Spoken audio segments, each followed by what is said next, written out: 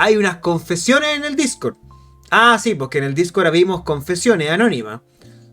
No se puede ver quién las manda. Y alguien dijo en las confesiones del Discord que yo empezaba muy tarde los debates y que le daba sueño. Eso dijeron. Que yo empezaba muy tarde las confesiones. Ya, pero mira. Denme 5 minutos. Y voy a tratar de meter la mayor cantidad de información en 5 minutos. Pero por favor, no me desconcentren. No me desconcentren. ¿Ya? Voy a poner el temporizador. No, la verdad es que necesito 7 minutos. Voy a poner 7. Ya, 5 en verdad, 5. No, 6. 6 es suficiente para poder decir más o menos todo lo que voy a decir, ¿ya? Está aquí los 7 minutos. Los 6 minutos, ¿ya? Todo lo que pueda decir. Lo que pasa es que hoy día...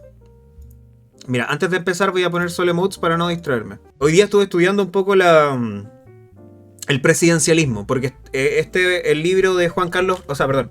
Es un libro que se llama La Constitución Chilena, que es una revisión crítica de la Constitución chilena actual.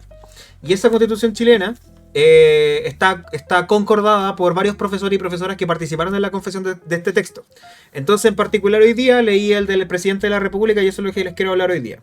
Entonces, ahora déjenme prepararme. Voy a intentar meter la mayor cantidad de información en este rato. ¿Ya? Así que déjenme acá. Voy a intentarlo, ¿ya? Voy a intentarlo. Un speedrun de clase, ¿ya? Porque igual me alargué un poquito con la franja y hay que respetar los tiempos. Y ya hay alguien que se quejó de que esto estaba durando mucho, así que lo va a hacer más rápido. Ya, 1, 2, 3. Leí el texto de Presidente de la República de Juan Carlos Ferrada. Los sistemas en general, primero hay que entender lo que son los sistemas de gobierno. Los sistemas de gobierno principalmente se caracterizan porque son presidencialistas, parlamentarios o semipresidencialistas. El presidente es el jefe en el régimen presidencialista. En el parlamentario es el parlamento. Generalmente se establece un primer ministro que ejerce la función de gobierno. Y en el semipresidencial, que por ejemplo el ejemplo es Francia, puede ser mixto. En general hay un presidente quien dirige las relaciones de Estado y un primer ministro. Un sistema mixto parlamentario también podría ser el sistema inglés o británico, en donde hay un monarca y hay un primer ministro. ¿Qué pasa cuando el jefe de Estado es igual al jefe de gobierno? Bueno, es lo que pasa hoy en día en Chile. Según la historia constitucional chilena, nosotros partimos con un presidencialismo reforzado. La Constitución del 33, que es la idea portaliana de constitución y de presidente, establecía un poder central fuerte. Ese poder central fuerte residía en el presidente de la República. El presidente de la República tenía muchas atribuciones. En general, una institución que se parecía mucho al presidente de los gringos. Y en general, claro, viene influenciado un poco por la independencia estadounidense que había ocurrido probablemente como hace 60 años. Entonces se tiene como un poco de acervo en esa cuestión. En el 1870, se establecen reformas liberales flexibilizando un poco el régimen presidencial, pero entramos en crisis. En 1889, cuando Balmaceda es derrocado por fuerzas parlamentarias en general. 89, 91 creo. De 91, 89, 91, bueno, ustedes lo pueden buscar. Balmaceda es derrocado y volvemos a un parlamentarismo. No volvemos, establecemos un parlamentarismo. Ese parlamentarismo se conoce como parlamentarismo a la chilena. Se conoce porque existía durante mucho tiempo rotativas ministeriales. Las rotativas ministeriales son formas en las que el parlamento impugnaba a los ministros. Entonces un presidente designaba a un ministro, lo mataban, lo sacaban, lo sacaban. Hubo un momento en donde llegaron hasta 6 cambios ministeriales en un mismo gobierno, de un solo gabinete. Después de la Constitución del 25, con la derrota de Arturo Alessandri y tiene que dimitir después del ruido de sable, se establece, volvemos en la Constitución del 25 a un presidencialismo mucho más atenuado que lo que era la Constitución del 33, pero se mantuvo hasta el año 80, bueno, 73 en verdad, porque todos sabemos lo que pasó en el 33. El 80 se consagra el presidencialismo reforzado, volvemos a la idea portaliana inicial, más bien porque toda la estirpe, toda la raza que promulgó la Constitución del 80, todo este grupo de la Comisión Ortúzar y Jaime Guzmán adoraban mucho esta idea del Estado central fuerte, potente y como que según ellos se había fragmentado el espíritu de la nación. Entonces trajeron un presidente fuerte y reforzado y tenemos lo que hoy día se conoce como un presidencialismo reforzado. Entonces nos dimos una vuelta larga: presidencialismo reforzado, parlamentarismo a la chilena, presidencialismo reforzado, y ahora se plantea un presidencialismo atenuado. Es decir, sigue siendo el presidente el jefe de gobierno, pero tenemos un bicameralismo asimétrico y se delegan ciertas funciones a los gobiernos regionales. Diría que podría denominarse como un presidencialismo descentralizado. Temas centrales en la relación del presidente y el parlamento en general tiene que ver con que, por ejemplo, hoy en día en la Cámara de Diputados es el fiscalizador. La Cámara de Diputados puede fiscalizar los actos de gobierno, es quien lleva a cabo la acusación constitucional, y el Senado, después de que la acusación constitucional pasa al Senado, se hace un juicio constitucional y se ve si se saca o no de la autoridad.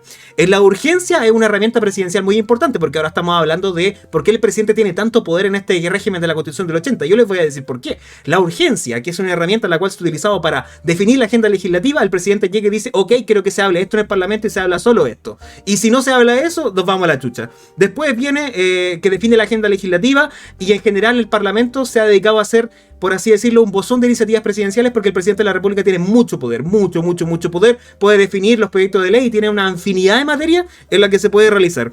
Los mecanismos para compensación de esto también es utilizado, por ejemplo, para poder definir el poder que tiene el presidente de la República, los cargos de exclusiva confianza. Pero hay que decir algo acá al respecto. Si bien el presidente de la República define cargos de exclusiva confianza, el profesor Juan Carlos Ferrada en su publicación,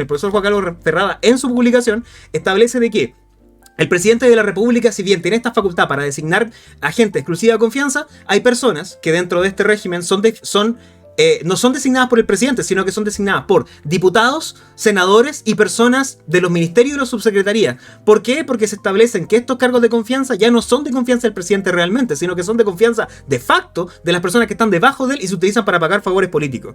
Además, el presidente de la República es un colegislador. ¿Qué se refiere a esto? Que las leyes se elaboran entre el Congreso y el presidente. El presidente no vota las leyes, claramente, pero manda los proyectos presidenciales y el Senado y el Parlamento, o sea, la Cámara de Diputados y el Senado puede establecer ciertas modificaciones a los proyectos de ley. Existe hoy en día un bicameralismo, es decir, un Senado y un Congreso. En la elección del presidente de la República, los requisitos son jus solis, jus sanguinis, 35 años y habilitado para sufragar. Antiguamente era solamente jus solis y 40 años, pero se cambió para ser más inclusivo con los exiliados políticos en el extranjero. Son 4 años sin reelección. Hay una lógica del premio mayor. En general, si uno sale presidente en este país, tienes absolutamente todo a tu disposición. Eres la autoridad máxima y podéis pagar un montón de favores. Se usan las encuestas para definir el destino político.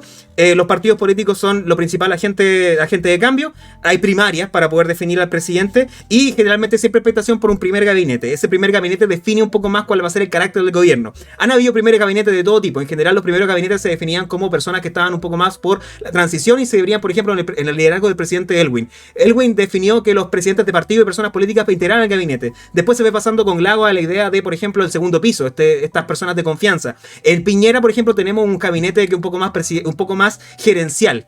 Son personas de exclusiva confianza del presidente, pero un poco más con nexos del rumbo empresarial.